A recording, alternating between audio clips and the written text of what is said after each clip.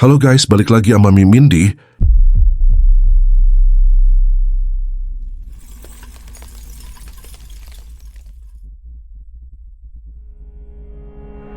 Kali ini Mimin bakal bawain alur cerita dari manhwa Legend of Heavenly Chaos Demon. Manhwa ini bercerita tentang seorang anak berusia 17 tahun bernama Jeong yang hendak membalas dendam karena kakeknya dibunuh dengan keji. Tentu saja dengan side villain guys, anti-naif-naif club. Jeong membunuh siapapun yang perlu dibunuh dan membiarkan beberapa orang hidup jika ia merasa mereka masih berguna untuknya. Ini adalah tentang seorang anak yang menjadi iblis. Bentar, bahkan iblis aja minder sama nih anak. Jadi gimana ceritanya? Langsung saja simak njir banjir. Panel diawali dengan kematian kakek MC. Ia terbunuh dengan tubuh yang terpotong menjadi dua. Namun sang MC tidak mengeluarkan air mata sama sekali. Bahkan ekspresi wajahnya sangat datar, tanpa rasa sedih sedikit pun. Hanya sang kakeklah satu-satunya keluarga yang dimiliki MC. MC berpikir bahwa dia sangat buruk sebagai seorang manusia. Kemudian panel berpindah ke flashback MC bersama kakeknya. Oh iya, nama MC ini Jong ya guys. Jong menghampiri kakeknya dengan membawa tanaman herbal Spirit Connection. Jong mengatakan pada kakeknya bahwa dia menemukannya di bagian barat, seperti yang kakeknya bilang. Kerja bagus, ucap sang kakek. Jong bercerita bahwa di sebelah tanaman itu terdapat sarang rubah tapi hanya ada bayinya. Si kakek pun menanyakan pada Jeong apakah Jeong membunuh bayi tersebut atau tidak. Jong berkata kalau ia tidak membunuhnya karena nanti induknya akan sedih jika tahu bayinya terbunuh. Kakek memberi apresiasi pada Jeong karena tidak membunuh bayi rubah tersebut dan mengajaknya untuk segera makan malam bersama. Kemudian kakek itu menanyakan kepada Jeong, bisakah Jeong berjanji padanya untuk menyembunyikan sifat sejatinya? Dirinya yang dimaksud di sini adalah Jeong, ya guys. Kakek itu mengatakan agar jangan sampai orang lain mengetahui sifat asli Jeong. Kembali ke waktu sekarang, Jeong meminta maaf kepada kakeknya dengan wajah menyeramkan ala-ala villain. Ia berlari, mengambil celurit sambil dalam hati berkata, "Maaf, karena aku tidak bisa menjaga janji itu." Jeong berlari sambil membawa celurit di tangannya. Kita dibawa ke kota Jongyang.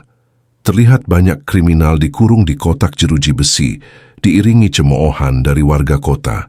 Kita diperlihatkan sosok misterius yang sedang mengawasi dari jendela sebuah bangunan. Salah satu warga berteriak tentang satu kriminal yang dipisahkan dari yang lain.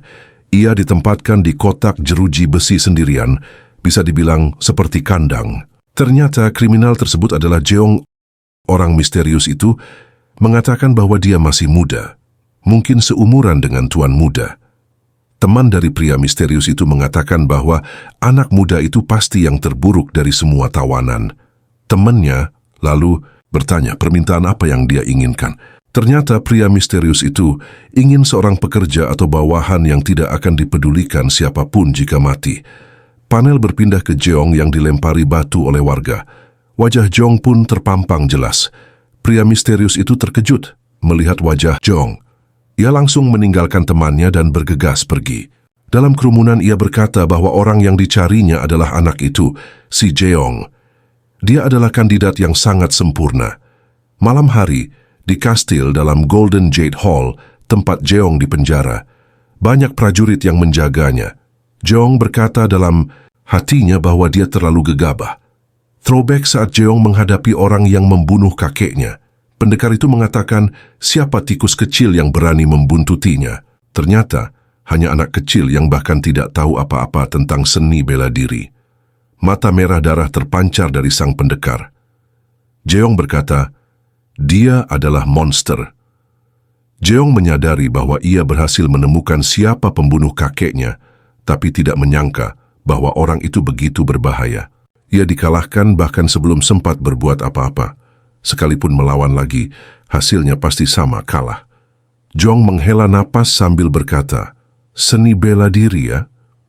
Jika Jeong belajar seni bela diri, apakah dia bisa mengalahkan monster itu?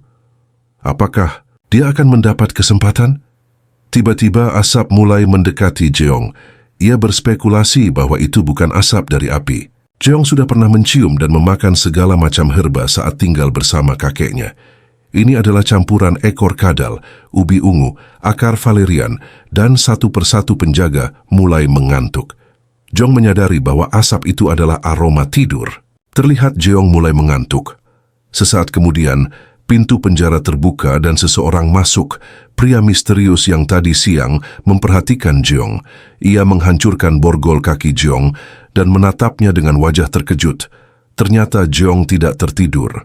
Ia langsung menatap pria itu dan sebelum pria misterius itu sempat berkata apapun, Jeong memukulnya dengan lutut dan bergegas kabur. Jeong tidak tahu apa yang terjadi, tapi ini adalah kesempatannya. Ia mampu tetap sadar karena campuran herba tadi diracik dengan sangat buruk. Tapi Jeong diserang oleh pria misterius itu di titik akupunturnya, membuat tubuhnya tak bisa bergerak. Ia tidak menyadari kapan pria itu menyusulnya. Jeong berpikir, apakah ini seni bela diri? Jeong diserang hingga jatuh ke lantai dan membentur dinding. Ia berpikir, dia adalah seniman bela diri. Apakah dia yang membunuh kakeknya? Sepertinya tidak. Pria itu memang mirip, tapi pembunuh kakeknya memiliki luka di mata kirinya. Lalu muncul sosok bertudung hitam menghampiri Jeong dan pria misterius itu. Pria bertudung memanggil pria misterius dengan sebutan penjaga kam.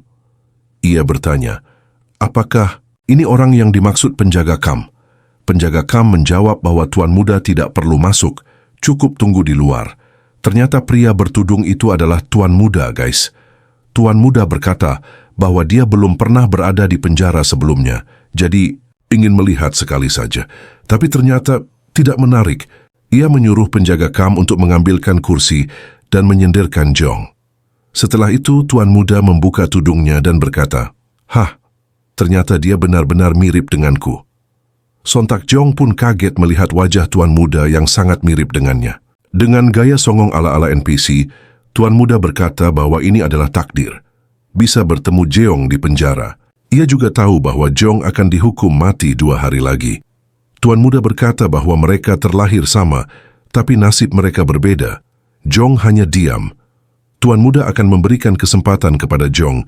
Ia akan menjadi duplikat dirinya. Ternyata, Tuan Muda itu adalah Mok Yong-won, putra ketiga dari keluarga Moksword Manor yang agung. Dalam hati, Jeong bertanya, apakah ini kesempatan kedua? Pekerjaannya tidak sulit. Ia hanya akan menjadi boneka Mok Yong-won dan hidup mewah di istana Manor, berpura-pura menjadi Tuan Muda. Setelah tugas selesai, Jeong akan menerima bayaran besar dan bebas dengan uang banyak. Jika Jeong mau, penjaga kam menyuruhnya meminum pil beracun agar tidak bisa kabur kemanapun dan hanya penjaga kam yang punya penawarnya. Jeong memikirkan kakeknya, merasa ini adalah kesempatan kedua untuk membalas dendam. Ia pun memakan pil tersebut. Tuan Muda senang dengan pilihan Jeong dengan wajah songong khas NPC. Ia menyuruh penjaga kam melepas titik akupunturnya. Setelah terlepas, mereka berjalan keluar dari penjara, menyuruh Jeong untuk berjalan di depan. Ketika penjaga kam merasa situasi sudah aman, ia menoleh ke belakang dan memperingatkan Tuan Muda untuk berhati-hati. Namun, yang terjadi adalah Jeong membunuh Tuan Muda Mok Yong-won dengan memutar lehernya hingga patah. Penjaga kam sontak kaget. Tubuh Tuan Muda dilempar ke bawah lantai. Dengan wajah vilen, Jeong berkata, "Yang palsu sudah mati sekarang." Dan itulah akhir dari part 1. Kalau kalian suka, jangan lupa klik subscribe dan share video ini ke teman-teman kalian. Terima kasih dan sampai jumpa di video selanjutnya.